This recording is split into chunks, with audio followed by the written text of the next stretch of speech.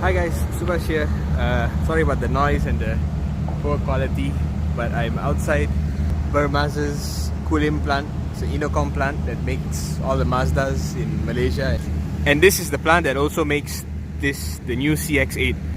So as you can see, there's a whole bunch of them here in all the colors that they come in, which is white, there's a grey, the blue, a red, and a silver, which is over there. There are 4 variants, okay? So variant 1, 2, 3 are all 2.5 litre NA petrols, and the last variant is the 2.2 diesel all-wheel drive. The rest of them are front-wheel drive only, all of them with the 6-speed automatic. So of the 4, the diesel is in a high-spec. The 2.5 litre second most expensive one is also a high-spec, and then there's a mid-plus and a mid-spec. Essentially, the rim design is basically either like this, which is like a silver chrome finish, or this darkened chrome. I'm sure there's a proper name for it, but it's essentially a little bit like a grey version of the silver rim. So that's the darkened one, and that's the chrome brighter coloured one. Okay, this is the third variant, second most expensive one, 2.5 NA, but high spec. So it has the 2 captain seats in the center, and then you have a regular old bench for 2 people at the back. They say it can fit adults that are up to 170 centimeters in height. I am not going to put that to the test. That's about all the legroom you get. There's a cup holders over there, over here as well, and the seats fold down like this, so you can have a rather large boot instead. So this spec is wrapped in leather. I think this is Napa leather, perforated over here, smooth over here, and it has seat warmers for whatever reason, cup holders. There's some USB ports here, so I guess the rear passengers can reach in and plug in their USB devices over here to charge.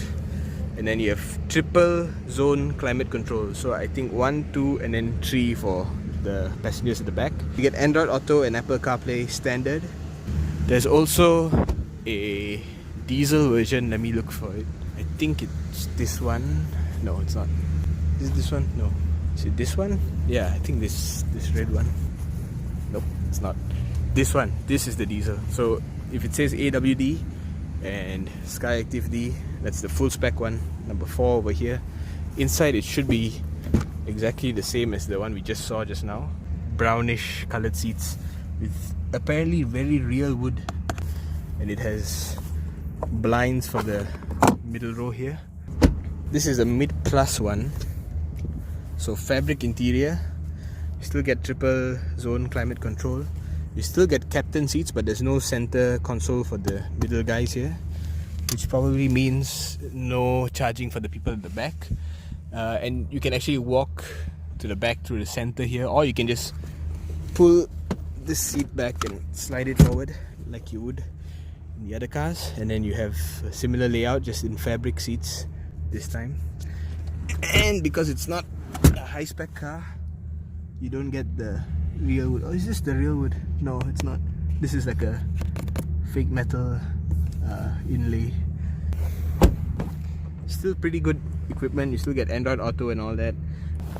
And finally, I want to show you the base spec, which I believe is this one. So essentially the biggest difference is this. No, this is not it. Come on, where are they always hiding? I think this is it. Yeah, this must be it.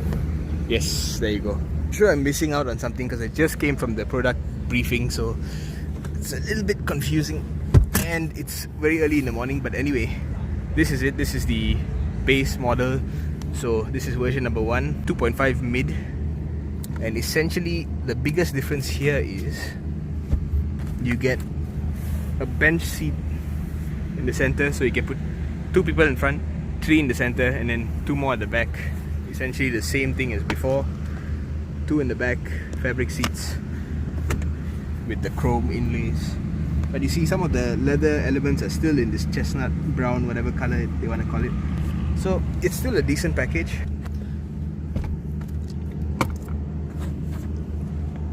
It's a pretty good package.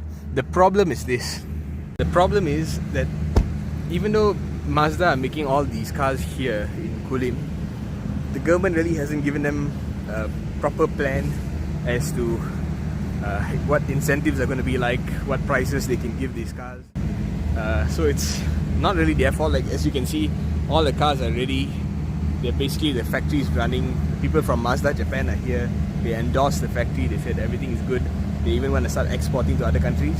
And in fact, Mazda has exported more cars in Malaysia, made in Malaysia, than any other manufacturer in the last couple of years. I don't know how long. I'm walking towards the generators. I shouldn't do that. What they're trying to do is they're trying to get the best possible price to put this car, the CX-8, somewhere between the CX-5 and the imported CX-9. And the CX-9 is something like 300,000 ringgit. It's very unaffordable, but it's because it's fully imported. We wait for prices. They should be out in a couple of weeks. And sorry for this very shaky, messy video.